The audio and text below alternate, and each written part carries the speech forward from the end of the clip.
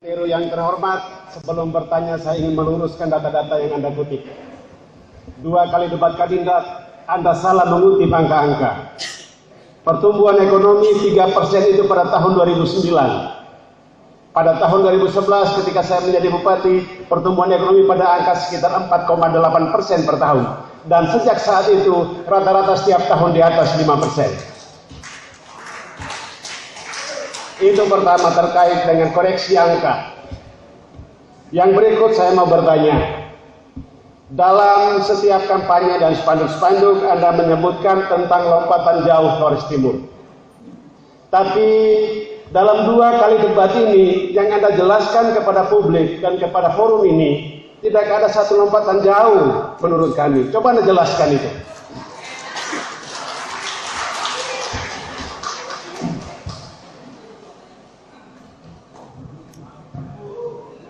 Baik, terima kasih atas koreksinya. Pertumbuhan ekonomi 5 tahun terakhir data BPS mungkin 3-5%, 4,8 di sektor pertanian mungkin sekitar 3%, dan kita mau memperbesar kontribusi sektor pertanian sekaligus sektor industrialisasi hasil pertanian memberikan kontribusi juga lebih besar. Karena bagi kami barangkali perlu dibedakan Pak calon bupati, yang perlu dibedakan adalah pertumbuhan ekonomi antar sektor dan pertumbuhan ekonomi secara makro. Itu harus dibedakan. baik, terima kasih koreksinya.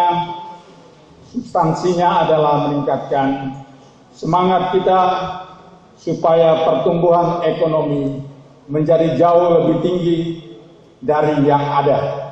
Beberapa daerah kabupaten yang lain mampu meningkatkan pertumbuhan ekonomi sampai dengan 10%, bahkan lewat dari itu.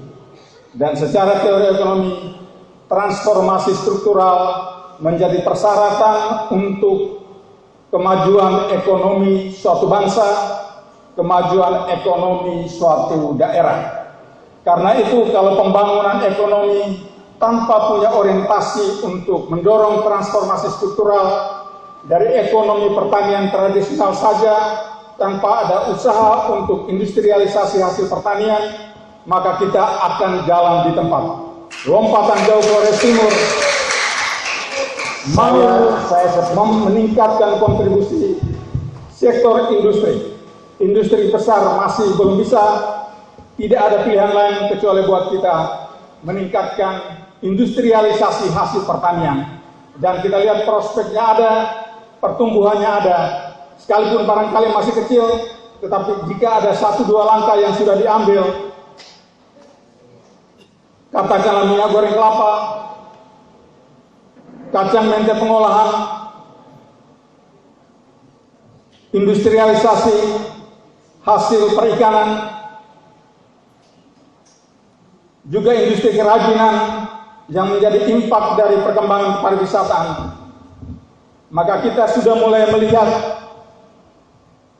ada pergerakan real transformasi struktural, sehingga kontribusi dari sektor industri makin besar buat kita.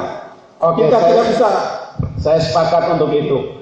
Saya mengingat bahwa hanya Kota Makassar dan Provinsi Sulawesi Selatan yang mampu mencatat pertumbuhan ekonomi di atas 10%. Dan Sulawesi Selatan, Makassar sangat beda langit dan bumi dengan Kabupaten Flores Timur.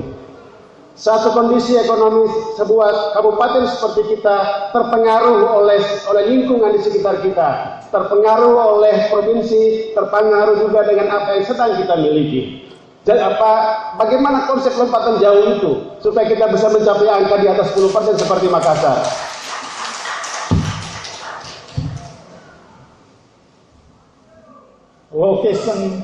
Lokasi. Kita memahami posisi strategis suatu wilayah menentukan kemajuan ekonomi wilayah yang bersangkutan. Tapi kalau kita menyerah saja tanpa ada terobosan, maka kita akan jalan di tempat. Saya Kita minta tidak bisa menyerah saja. Saya minta, harus ada langkah. Mungkin Antero punya data bahwa ketika tahun 2011 sumbangan sektor pertanian itu pada angka 93% dan pada tahun 2016 ini sumbangan sektor pertanian turun ke 70% terhadap PDRB. Artinya ada transformasi ekonomi yang sedang terjadi. Dan itulah kondisi kita saat ini. Lompatan jauh yang bagaimana sehingga memungkinkan turunnya sumbangan PDRB sektor pertanian yang 76 saat ini turun ke angka 40-an pada 5 tahun ke depan. Lebih kepada pertanyaan, silakan. Lompatan jauh Flores Timur memperbesar porsi gerakan transformasi struktural pertama. Lompatan jauh Flores Timur juga memodernisasi usaha-usaha ekonomi kita. Kita tidak bisa bersaing dalam dunia persaingan global kalau cara kita mengelola usaha kita, mengorganisir ekonomi kita hanya dengan cara begini. Harga mente tidak hanya ditentukan oleh Provinsi Sulawesi Tenggara dan Sulawesi Selatan yang merupakan juga basis produksi mente di sana. Harga mente juga ditentukan di dunia oleh produksi di Afrika, produksi di India. Sangat berat persaingan di situ.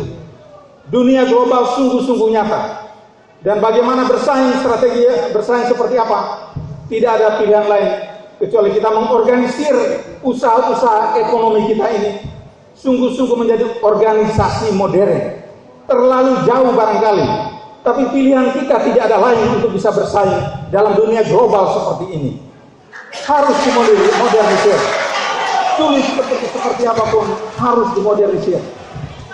Organisasi usaha, kelompok usaha harus dimodernisir. Petani-petani harus menjadi modern, mempunyai perencanaan produksi yang jelas. Dia berkoneksi dengan perusahaan daerah. Sama-sama mereka membuat komitmen dengan pasar di luar. Berapa yang harus kita kirim pada bulan ini? Mari sama-sama kita duduk, kita buat perencanaan. Memodernisir, saya mengerti usaha-usaha ekonomi kita. Saya mengerti akan penjelasannya. Tidak bisa hanya dengan buang uang. Yang penting ada uang dikasih ke masyarakat. Tidak tahu bagaimana uang itu berpengaruh dalam dunia seperti apa. Saya mengerti ekonomi tidak bisa dikelola dengan cara yang membagi buta. Kalau memberikan kesempatan kepada penanya lagi, kandidat 4, silakan. Gambaran tentang lompatan jauh secara transformasi ekonomi saya paham.